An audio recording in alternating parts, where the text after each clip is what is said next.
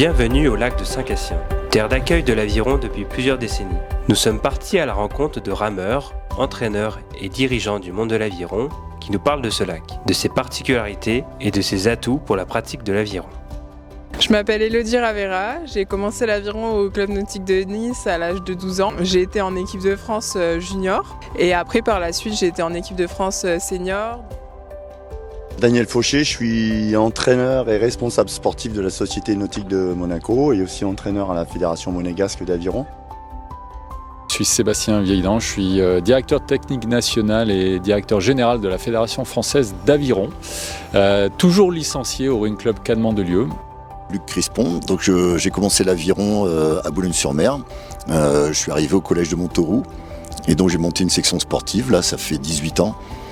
Qui a obtenu plusieurs titres de champion de France. Sébastien a vu au fil des années l'évolution de la base d'aviron. Pour lui, c'est devenu un centre d'entraînement de pointe pour les équipes nationales en vue de Paris 2024. C'est une base internationale aujourd'hui qui permet l'accueil de stages de haut niveau avec une très belle salle de préparation physique, de musculation, une salle cardio, des vestiaires, des salles de réunion, des travées pour les bateaux.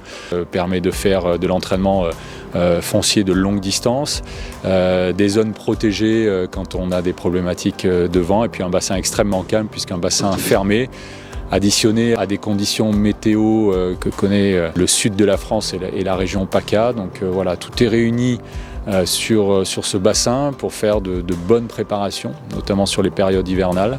La cerise sur le gâteau aussi sur ce genre de lieu, c'est qu'on a un vrai territoire qui propose aussi une dynamique de loisirs, de découverte, un environnement extraordinaire. Je suis originaire du coin, je ne vais pas dire le contraire. Elodie, niçoise d'origine, nous raconte pourquoi le lac bénéficie d'un cadre d'entraînement idéal pour être performant en aviron. L'année dernière, j'ai été au Pôle INSEP à Paris. Le confort de vie est vraiment meilleur ici. Je suis redescendue sur Nice pour faire mes études. Et j'ai pas vu l'hiver passer. Franchement, psychologiquement, c'est très important d'avoir de bonnes conditions d'entraînement pour pouvoir accumuler du volume et voilà, faire du travail de qualité.